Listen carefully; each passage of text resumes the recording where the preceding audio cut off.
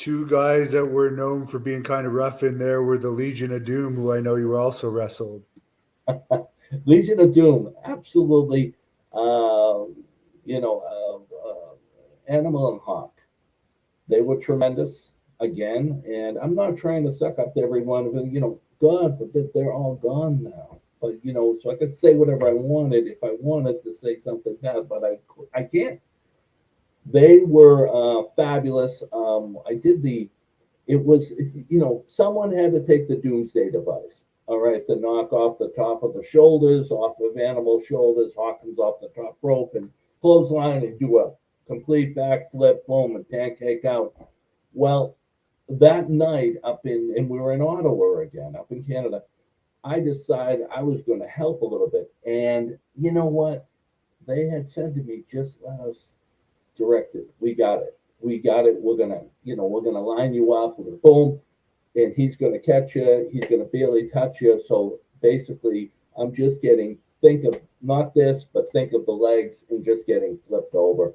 Will be good. Well, I decided I was gonna try to jerk it and try to help. Well, when I did, it got a little off kilter, and I ended up coming down. And thank goodness that there was a little give in the canvas, a very little give. My head hit first, but I was 5 feet back this way, maybe 6 or 7 feet this way behind me. And because I tried to adjust, and my head hit, and my head actually on the tapes, you can see it disappeared. I mean, it went under me all the way, the back of my neck popped, and I knew I was sort of. I laid back on the canvas, and I'm laying there, and all of a sudden, I couldn't feel. I was numb. I was completely numb. I couldn't feel a damn thing, and I'm laying there, and it was like it got completely quiet in the arena, and that was a packed house. Like you said, 10,000 people, packed house. I'm laying there, and Joey Morello was a referee, and he comes over and he's looking. And I see him looking down. He's looking. I was trying to talk to him, and I said, all of a sudden, I started feeling a burn. I started feeling like things were coming back a little bit. And then you'll see me lean over and start to, I looked like a dog that got hit by a car or a newborn calf or something, just getting their legs. I was trying to negotiate where was the surface of the canvas and where was the sky. I was trying to function. Basically, I had popped my neck, and maybe the nerves got a little wrenched or whatever, but I definitely caught a concussion on that one too from the whip. But they were very concerned. And it's funny because people say, yeah, they see them looking and they're looking down while they're holding up their belts, doing their fanfare. But you know what? I'll be honest with you, from the conversations we had after, but it wasn't as much that, oh, geez, a guy got busted up in a match that we were kind of spearheading, but it was more genuine concern because they were that respectful. And, kudos to them. And I told them that I get back through the curtain, and you could have heard a pin drop, and everybody's looking, Vince. They're all staring at me, like waiting to see what I'm going to say. And I looked at Legion of Doom, and they were standing there, kind of just waiting to see what I'd say too. And I said, "Gentlemen, I'm sorry. I tried to adjust. I should have listened to you and just taken the hit, taken the ride, but I tried to overdo it." And but we're all good.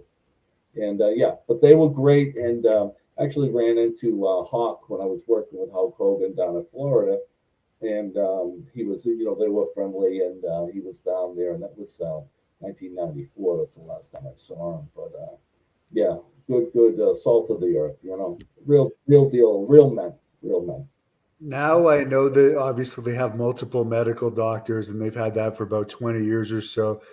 I'm gonna guess they may have had someone on site back then, but what was the medical treatment like backstage? Did you have someone look you over after, You, or you, was it just like, hope you're okay, see you tomorrow?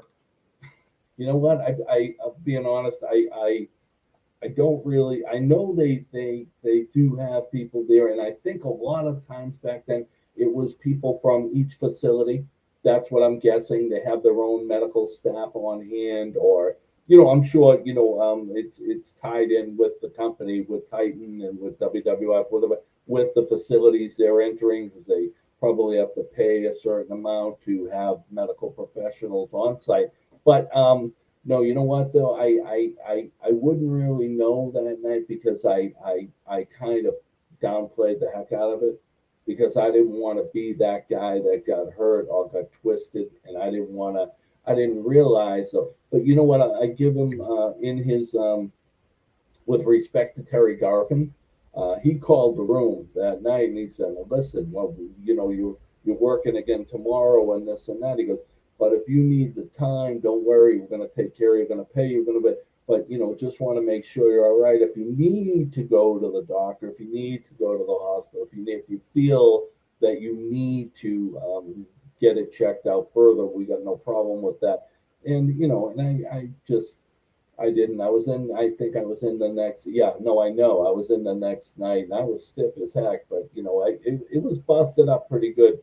I I ended up in the ring with Hacksaw Jim Duggan, with him coming at me with the 2x4 and the whole deal, and I had a great match there too. So, you know, and also you can appreciate this that I was also at a point where I was looking to make my bones and looking to prove that I'm good to go and take a hit and take a licking and keep on ticking like the Energizer Bunny. And I wanted to keep pushing. So, you know, I think he would have had to kill me at that point and knock me out. But they did show genuine concern. But you know, if you're not showing the concern, maybe they're not going to worry about it as much. So